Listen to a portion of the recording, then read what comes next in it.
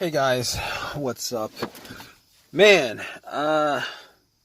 it's like 7 o'clock right now, 7:30 I think, and there's crickets because I'm not going anywhere. My car's not starting. I was at the gym, was there for about an hour. It started, I drove and I got a text from somebody. So I kind of pulled over, checked out turned it off, and, I had a long response and tried to turn on my car and nothing. Nothing. I mean, I've tried like 15 times throughout this whole entire ordeal, and this car's not starting. Everything works. I mean, the lights on my dash, everything's lighting up. My radio works. So I'm getting power. Essentially, is what I'm saying. I'm getting power. Blower motor works. I'm getting power. But this car is not cranking. This car is not cranking. I originally I thought maybe my battery's low. Maybe my battery's low. So I went out, had my headlights on. I went out because I could see my headlights because it's kind of dark right now. I could see my headlights, and my headlights are good from from inside the car. So, but just in case, I went out. I checked out, just to see what the headlights are dim or not, and the headlights are full brightness. I'm like, okay, it's probably not the battery then, because it's full brightness, it's probably not the battery. But I'm not 100% certain. So I went and I fetched my jumper, my battery pack, my jumper pack that I got from Walmart. And it should work on this car. Anyway, I hooked it up, tried jumping a couple of times. Nothing. I mean, I did try to get somebody to help me out, but I'm like at this apartment complex. There's nobody around. And I'm like 99% sure that my battery's not the problem, considering it's lighting up pretty good. And, my jumper pack is at like 75%. So, probably not the battery. But I did get the battery changed out about a year ago, so it's probably not the battery. I don't think I think I can rule out the battery. At this point, I think. I mean, it'd be great if I could get somebody to jump my car for me, but I don't think I'm going to be able to do that considering the way it's parked right now. I'm actually parked, there's a car in front of me, but whatever. So over the last 40 minutes, I'm like trying to figure out what the problem is. So I don't think it's the battery. Didn't think it was the battery. I was thinking maybe it was the alternator, but my car wasn't on. I shut my car off, trying to turn my car on, but the car's, it's normally, I've had my alternator die out on me, and normally it's when my engine is on, at least my engine is on, and the car's running, and it just starts losing power and it just dies out. But if it was the alternator, I think when I put my battery pack on it, I should be able to just start up the car. It'll run as long as it's, connected to the battery pack. But once I take it off, the car should die out on me. But that's not the case because I'm not actually getting a crank at all. I'm not even hearing like a weak crank. So I can rule out the battery at this point and the alternator because I've got 75% of my battery pack in. And even if it was too weak to start up the car, I should be able to just hear like a soft, weak crank, which I'm not hearing at all. I'm not hearing any of that stuff. So I'm thinking to myself, those aren't the issues. I'm pretty sure those aren't the issues. So I'm thinking to myself.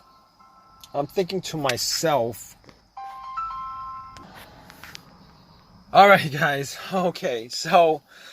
Back to what I was saying on this car. So I think I got like 2 things that's left for me to figure out. Well, 3 things. I'm hoping it's not the other thing. the one that I changed up like 8 months ago. But so basically, I got the relay and the fuse. All right. Now, I am hearing a click. Like every time I try to start the car up, I am hearing a click. I gotta tell you, it gets fainter and fainter every time, but I do hear a click every time I try to start up. I don't get a crank, but I do hear a click. So that tells me that it's not the relay, because basically the relay actually relays electricity to the starter. So you're hearing that click. It's the solenoid that's clicking. You know, the solenoid is getting electricity from the relay, but the motor is just not engaging. All right, it's getting a click. So I was hoping that it would be a relay so that I could just, I think there's an AutoZone around here, maybe, I don't know. But I was hoping that that was it. I mean, I was hoping that was it. I don't think that's it. I could rule that out. So my last, well, second to last, no, but this is, you know, second to last. The last thing would be a headache for me to do, but this other thing is the fuse. Could it be the fuse that's causing this issue? So I've had problems with I've had issues, blown fuses where my car wouldn't start. I've had those situations come up like a couple of times, twice actually. One of those times, you know, everything was good. It cranked. I heard a crank. I hear a crank. You know, I hear a crank. When I had that issue with my other car where the fuse was blown, I heard a crank. It cranked up, but it wouldn't just turn over. It wouldn't start normally. Every time it would crank. So you know the starter was good on it. It just wouldn't turn over.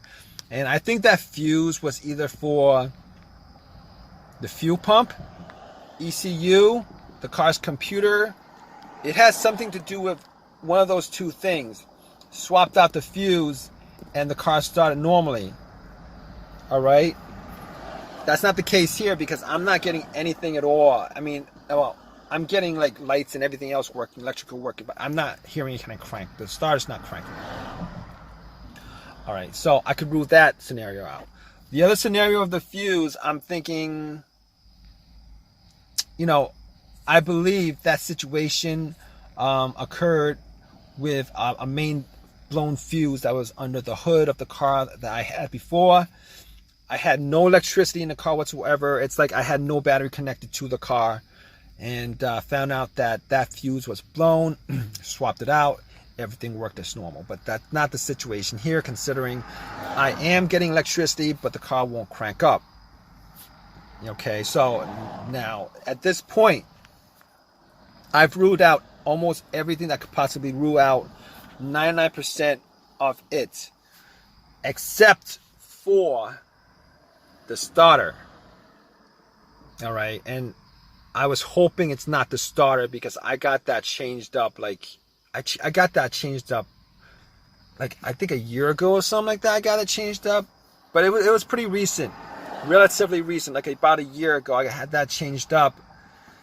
Got a rebuilt starter from AutoZone, had that installed. It's kind of been working fine. Except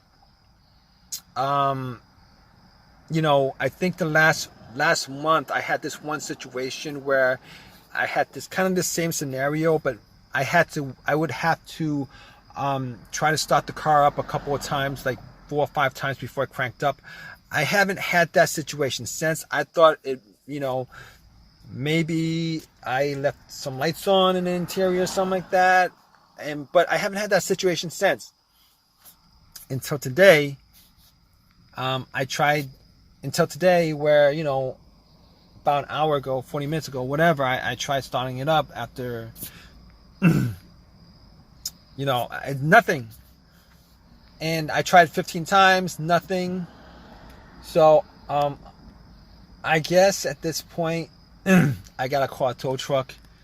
I'm almost positive that it's the starter that went out on me, which kind of sucks, because now I got to get another starter. Well, I think it's warranted. So I don't but that's not the problem. The problem is I gotta spend either some time to put it in myself or pay somebody to do it. And that amounts to money. You know, time is money on my part, and then I gotta pay somebody to do it. That's money that I wouldn't normally have to do. I think that's the situation with this car at this point, and I would be really, really disappointed if that was the case. I mean, it wouldn't be the worst situation in the world with a car, but considering I changed the starter out about a year ago, this would be a bad situation because a starter job's gonna run me at least over $100. I'm pretty sure, if not a bit higher than that. Or it's probably gonna take me a couple hours to do it myself, which is gonna suck. I'm gonna call AAA. That's not gonna cost me anything, but I would rather not use AAA. I would rather not use that up, you know, that trip up for this kind of situation where a starter should last quite a while.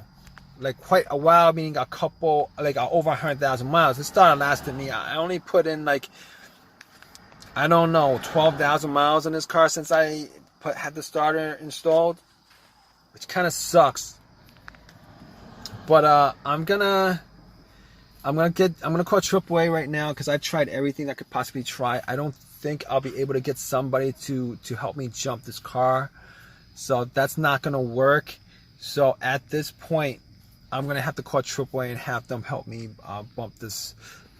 tow this car. So I mean, I would prefer to have somebody, you know, jump me just to make sure that it's not 100% the battery, but I'm pretty sure it's not the battery at this point, but I'll keep you guys updated. Alright guys, so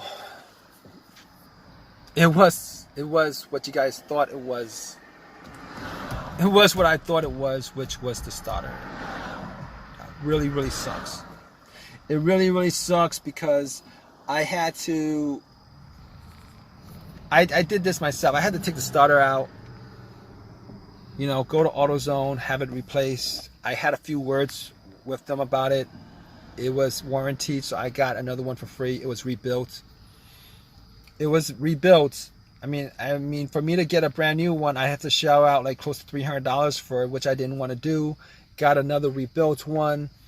If I had the choice, I probably would not be putting this rebuilt starter in, but I have no choice. My other option would be to call AutoZone to get it on eBay. That's gonna take at least a couple of days at best, and I don't have time to waste with this. So went to AutoZone, you know, exchanged the starter, put it in, because I did a bunch of tests on the starter. What I did was I bumped it a couple of times when I got home, had a long crowbar, was able to actually get to it before I actually swapped it out. You know, try to jump it, didn't work. Try to jump it with another one of my cars, it didn't work. So I had to change it up myself. It took a couple hours for me to do it. Other test I did on that old starter was I actually hooked up a line to it, to the solenoid. Tried to crank it up directly, didn't work. Took it to AutoZone, had them test it out, didn't work. So it was definitely the starter that was the problem. If you guys are still watching this,